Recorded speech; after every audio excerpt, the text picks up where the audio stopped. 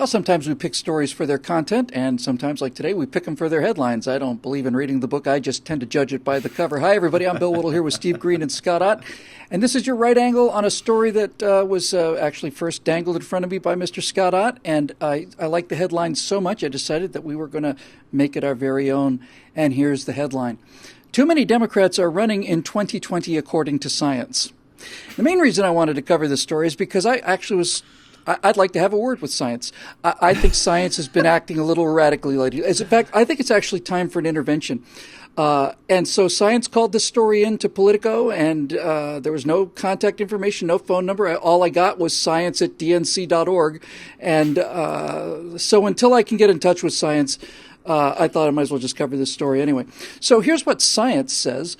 Science says that there are too many people running, and that because there are too many people running, there's too many choices, and this confuses people. And when they say confuses people, we'll clarify that by saying it confuses Democrats.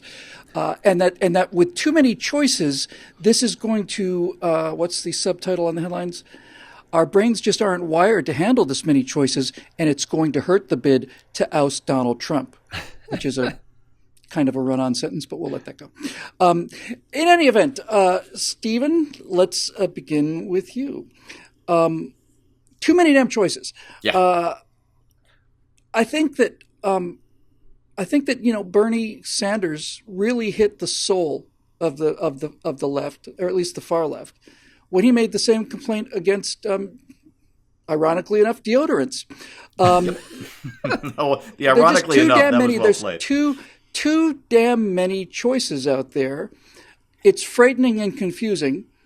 Why do we need 16 different brands of deodorant when one state brand in a white bottle labeled deodorant with black letters should certainly suffice for the collective herd of workers out there and their smelly habits? Yeah, it's made for the nomenclatura, but it's strong enough for the proletariat. Well played. Prol. Wow. Yeah. By Bernie Sanders. Exactly. You know what? Here's the thing. Just getting this right down to basics. It's a prol on deodorant. Jeez. What have I done? Yeah, I'm going to get in one little secret joke, and then the lid's off. Anyway, somebody's going to decide. You can decide when you go to the grocery store or to your political caucus or primary amongst a plethora of choices provided to you by deodorant manufacturers or by the candidates who are running in the race. Or you can have somebody else, somebody with a lot more authority than you have, somebody claiming the mantle of science, whether it's scientific Marxism or they've dropped the word Marxist from science, but it's the implication is still pretty strongly there. Somebody at a much higher level than you is going to make the choice before you ever get to see what the choices might have been. And that's just sad. That's un-American. It flies in the face of liberty and everything we hold dear, which is why the Democrats embrace it. So,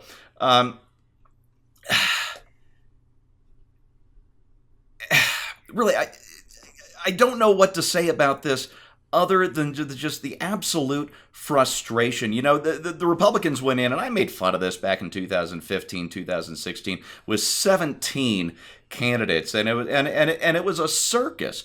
But throughout the process of that circus, throughout the winnowing process of that circus, we ended up with the who I now believe is probably the one candidate who could have beaten Hillary Clinton, because every other Republican on that stage, that at least the ones I could remember, at least the ones who were real contenders, they were the ones who were going to drive up the Republican totals in Texas and Kansas and Missouri. But what Trump did was, okay, he won by smaller margins in Texas and Kansas and Missouri, but he turned a lot of Obama voters around to the GOP in the states that won him in the election. I'm talking about Pennsylvania and Michigan and Wisconsin. So I think it's telling that there are Democrats who want to limit their own voters' choices before they even get a chance to choose. But I'll tell you what the most telling, the most revealing detail of all this is if you look at these candidates, yeah, there's a lot of choice, and you've got a white male guy, you've got a white guy, you've got a black woman, you've just got the whole spectrum of humanity on display, all pushing what is more or less the exact same program. So yeah, they've got 19, 20 candidates, but nothing to choose from. Which is why I was a little surprised that Science called this story. And look, Science, the reason that we're all here is because we love you. We're not here to make you angry or to hurt your feelings. We care about you, and you've done some amazing things in the past. We just think it's time, it's time that we just sat down and had a talk about, some of the things that you've been doing lately. Scotty, speaking of Science, here's an interesting thing, because this report was written by Lily Koffler, who is the U.S. Director of Behavioral Science at Hill+Knowlton Strategies in New York. Without question, somebody whose firsthand experience in human nature is unparalleled. Anyway, but here's some helpful advice that this expert offered, and I'd like you to listen to this paragraph, please, because this is advice from a science expert talking about how Democratic candidates can improve their message. Here we go. In a crowded environment, smart candidates embrace simplicity and limit the number of attributes they highlight. You have a 10-point national security plan? Democrats don't have a 10-point national security. They don't have a 1-point national security plan. Great. Put it on your website, but just tell voters in a couple short sentences what America's role in the world is. Your tax plan will save the middle class $1 bajillion. Awesome. There's not a tax plan that the Democrats have ever offered to anybody that saved anybody any amount of money ever. Tell me how much I'll save, or even better, tell me how much I stand to lose monthly if I vote for someone else. In other words, tell people that if you vote Democrat, how your taxes are going to go down. And then I think there's one other. And then there's something about the health care, basically saying, why don't you tell people that instead of how much they're going to get in health care, remind them that they're not going to lose anything, because people's fear of losing things is greater than their joy of gaining. And I think all of these messages are extremely good advice, just given to the wrong party. Well, first of all, I don't buy the whole premise that there are too many Democratic candidates. I mean, think about this. In a country of some, yeah, that's right. Yes, thank you, Mr. Salieri. In a country of some 330 million people, only like 19, let's just say half of them are Democrats out there.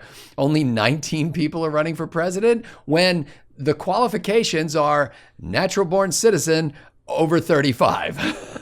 And so, natural-born citizens taking a beating too. You don't even have to. You don't have to pass a test. You don't have to have a certain amount of money. In fact, any money that you do spend is likely not going to be yours. It's going to be other people who will contribute that money. So really, the stunning thing is that there aren't probably 6,000 candidates running for president in each party right now.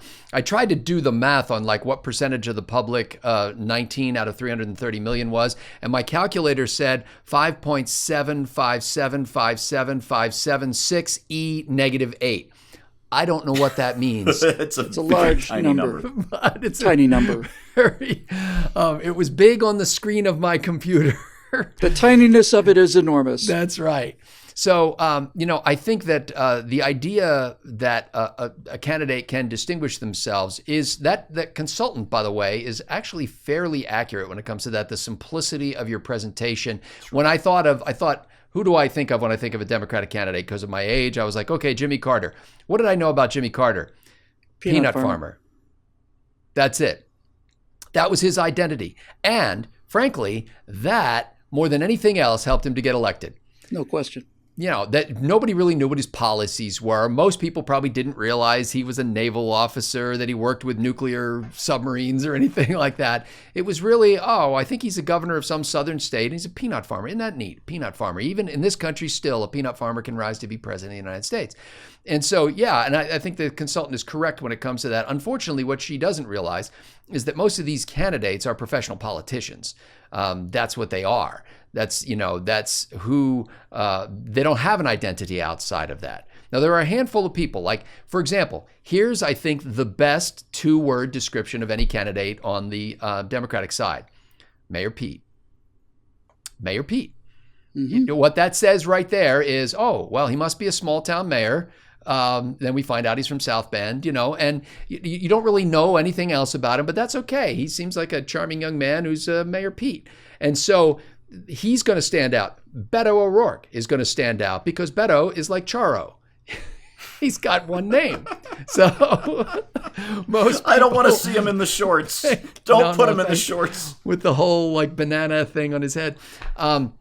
So to a certain extent, I think they're right about that. But the idea that somehow scientifically Americans are incapable of being able to winnow down a list of some 19 people out of a field of 330 million, I think is a little absurd. It does get silly when it gets to the debate stage, when you have to try to figure out, okay, well, how can we conduct this debate? But let's be honest, there's not been a real debate in this country since Lincoln and Douglas. I mean, they don't do that. These things are, gotcha shows. If they want to do, something like The Bachelorette, where we kind of weed the list down and then somebody gets a rose and leaves the show or whatever, that would probably be just as good as anything. But there are no real debates anyway. So again, this is one of those things that I think that the establishment within the Democratic Party is sending a message through news stories like this that basically says, some of you lessers have to get out.